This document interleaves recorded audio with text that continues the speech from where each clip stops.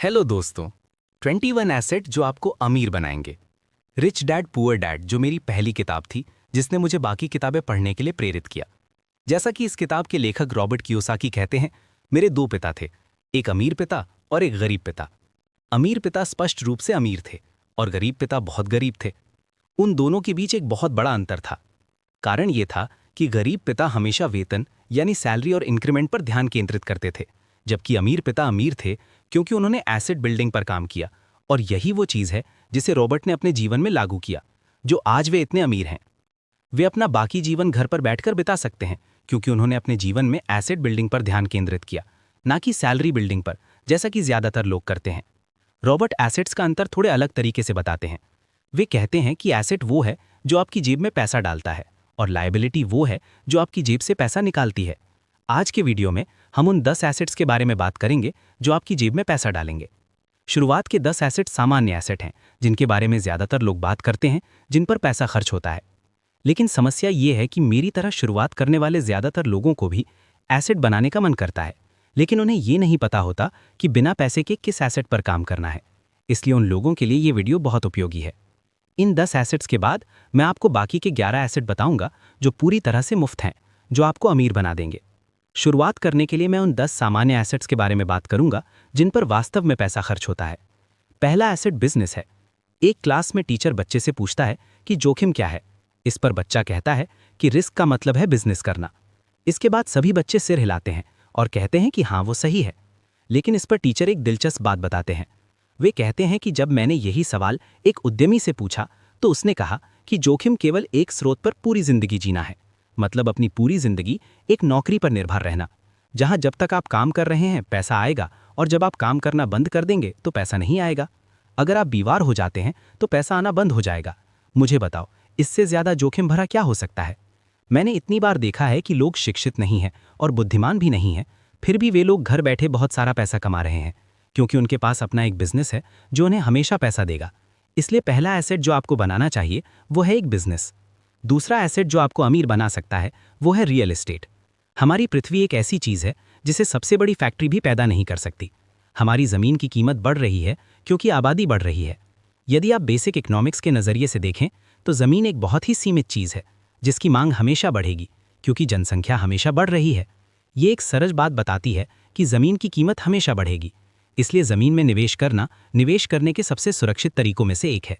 John, जो तेल के दिग्गज थे, इतने सारे करोड़पति और अरबपति कहते हैं कि रियल एस्टेट का उपयोग करके जितने लोग अमीर बने हैं वे किसी और चीज़ से इतने अमीर नहीं हुए हैं।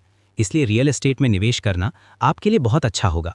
अगर मैं अपनी बात करूं, जब मैंने यूट्यूब से पैसा कमाना शुरू किया तो पहली चीज़ जो मैंने खरीदी वो रियल एस्टेट थी, यानी मैंने अपना घर खरीदा।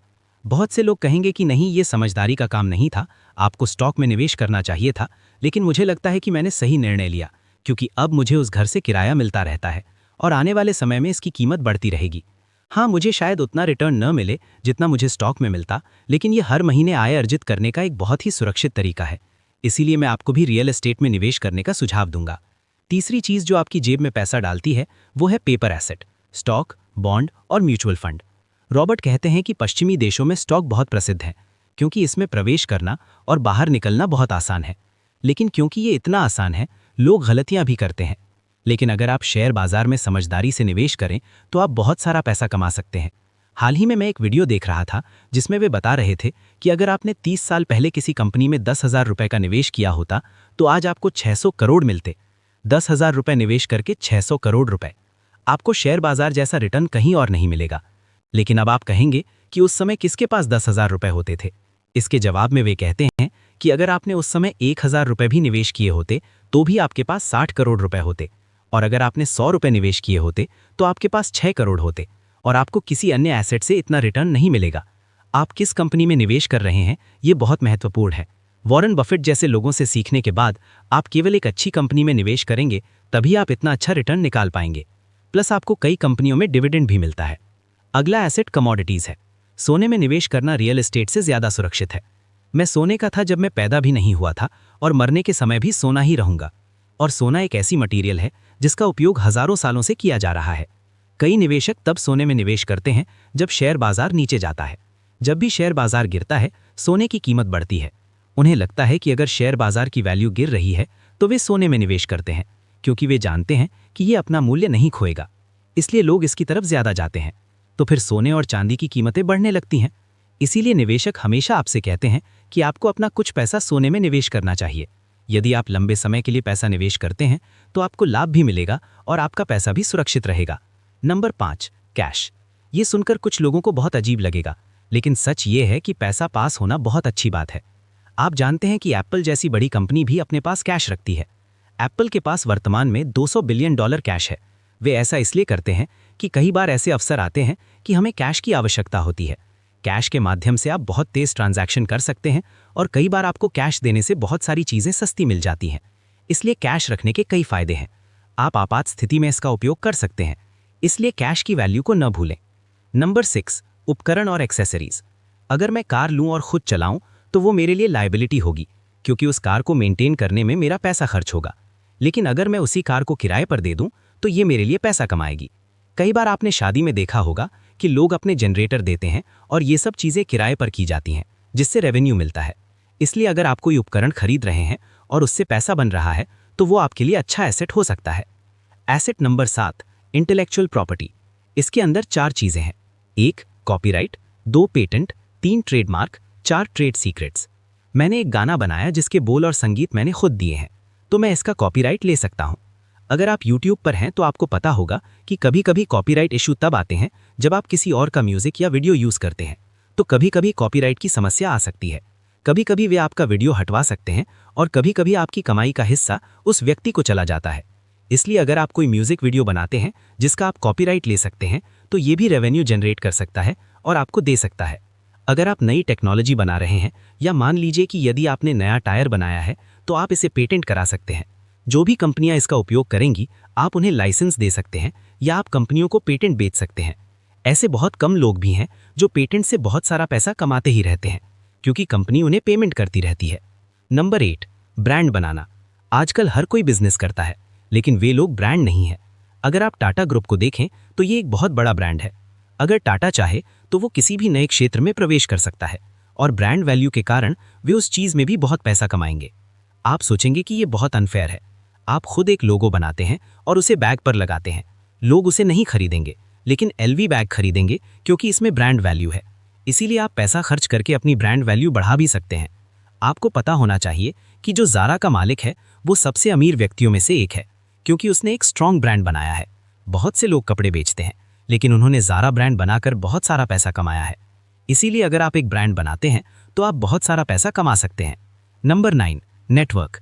मेरी टीम का एक सदस्य मुझे बता रहा था कि धीरूभाई अंबानी जब पैसा कमाते थे तो वे बहुत कम पैसों के साथ एक बड़े होटल में चाय पी रहे थे। उनसे पूछा गया कि क्यों, तब उन्होंने कहा कि मैं देखना चाहता था कि अमीर लोग कैसे रहते हैं। वे वहां जाना चाहते थे और नेटवर्क बनाना चाहते थे। यदि आपके पास मजबूत लोगों का एक मजबूत नेटवर्क है तो वे लोग आपको जीवन में आगे बढ़ने में बहुत मदद कर सकते हैं। Number 10, content. पहले एक समय था कि कुछ भी बेचने के लिए एक बड़ी दुकान और पैसे की जरूरत होती थी, लेकिन आज आप अपनी खुद की वेबसाइट बनाकर कई चीजें बेच सकते हैं। उसके अंदर भी पैसा लगेगा, लेकिन ये बहुत आसान है, इसलिए मैंने इसे नंबर 10 पर रखा है। आप वेबसाइट के माध्यम से ब्रांडिंग और कई अन्य चीजें कर सकते हैं। इससे आपको बहुत सारा पैसा कमाने में मदद भी मिलेगी। अगर आप अपनी वेबसाइट पर ट्रैफिक लाते हैं तो आप एडसेंस से कमा सकते हैं, ब्रांड प्रमोशन से कमा सकते हैं और अपना खुद का प्रोडक्ट बेच सकते हैं। आप वेबसाइट बनाकर कई चीजें कर सकते हैं, इसलिए इस एसेट को भी ध्यान में रखें। मैंने आपको जो सभी एसेट बताए हैं वे बहुत सारे में आपको कई वीडियो से पता चल जाएगा। कई फाइनेंशियल लोग आपको ये सब बताएंगे, जो कि सच भी है। लेकिन अभी मैं आपके साथ 11 ऐसे एसेट शेयर करूंगा जिनके बारे में ज्यादातर लोग बात नहीं करते, फिर भी आप उन एसेट से बहुत सारा पैसा कमा सकते हैं। अकर्ड्स ऑफ डायमंड्स नाम की एक बहुत ही अद्भुत किताब है जिसमें लेखक समझाते हैं। एक आदमी है जो हीरों का एकड़ चाहता है।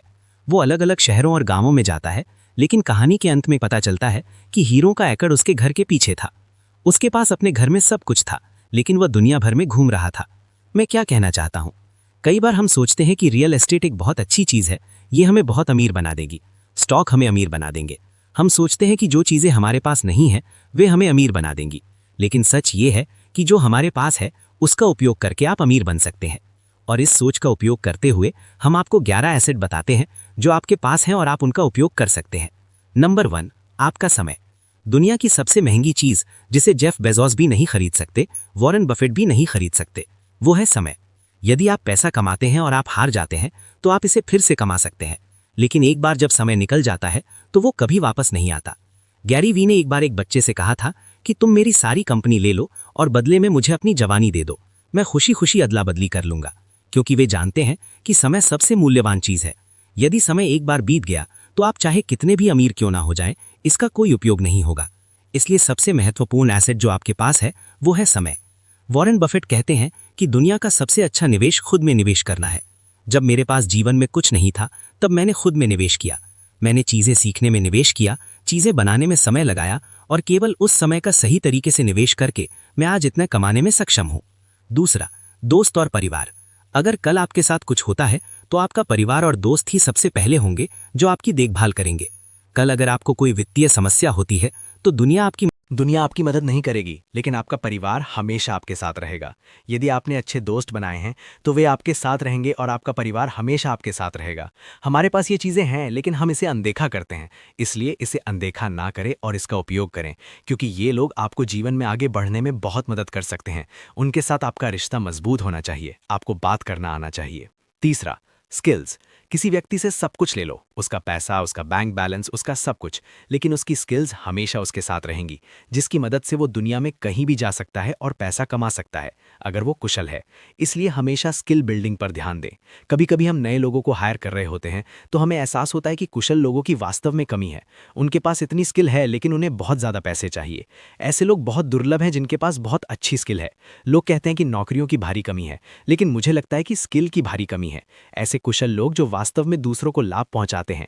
यदि आप ऐसे कुशल व्यक्ति बन सकते हैं जो दूसरों को लाभ पहुंचा सके तो आप आसानी से बहुत सारा पैसा कमा सकते हैं। शुरुआत में आप दूसरों के लिए काम करेंगे, लेकिन एक समय के बाद आप अपना खुद का बिजनेस शुरू कर सकते हैं। इसलिए अपनी स्किल्स पर काम करें, ये एक बहुत बड़ा एसेट है जो आपको बहुत सारा पैसा कमा कर देगा। चौथा, नॉलेज। आपने देखा होगा कि कई बार सरकार के फॉर्म होते हैं जिनमें अगर हम सीधे जाएं तो हम बहुत परेशान हो जाएंगे, हमारा समय बर्बाद होगा। लेकिन दूसरी ओर जिस व्यक्ति के पास नॉलेज है, अगर आप उससे ये काम करने को कहेंगे तो वो आपका काम तुरंत करवा देगा। क्यों? दो चीज़ें होती हैं, एक ये कि उसके पास नॉलेज है, क्या करना है, कौन सा फॉर्म भरना है, और दूसरा उसके कनेक्शंस अच्छे हैं। लेकिन यहाँ मैं नॉलेज की बात कर रहा हूँ। यदि आपके पास अच्छी नॉलेज है जो दूसरों के पास नहीं है, तो नॉलेज के माध्यम से आप दूसरों का समय और पैसा बचा सकते हैं। तो वो नॉलेज आपको बहुत सारा पैसा कमाने में भी मदद करेगी। कंसल्टेंट्स अपनी नॉलेज के लिए लाखों रुपए लेते हैं, जिसकी वजह से बिजनेस आगे बढ़ पाता है जो वे नहीं कर पा रहे थे। इसलिए डेटा साइंस का क्षेत्र बहुत आगे बढ़ रहा है। ये एक नॉलेज है कि कौन सा व्यक्ति कहाँ खाता है, वो क्या करता है, ये सब डेटा है जिसका उपयोग करके लोग इसका बहुत अच्छा उपयोग कर पा रहे हैं और इस वजह से बहुत सारा पैसा कमाया जा रहा है। यदि आपके पास सही नॉलेज है तो ये आपके लिए एक बहुत बड़ा एसेट होगा जो आपको अपने जीवन में आगे बढ़ने और बहुत सारा पैसा कमाने में बहुत मदद करेगा। दोस्तों, ये तो हुई नॉलेज की बात, लेकिन मेरा आपसे एक सवाल है, इन 11 फ्री एसेट्स में से आप किस एक एसेट पर आज ही काम शुरू करने वाले हैं? क्या आप अपने स्किल्स पर काम करेंगे या अपने कीमती समय को सही जगह इन्वेस्ट करना शुरू करेंगे? नीचे कमेंट में अपना संकल्प जरूर लिखें। मैं आपके कमेंट्स पढ़कर देखना चाहता हूं कि आप में से कितने लोग इस अमीर बनने वाली जर्नी के लिए सीरियस हैं। और हाँ, अगर आप चाहते हैं कि आपको ऐसे ही फाइनेंशियल और लाइफ चेंजिंग कंटेंट मिलते रहें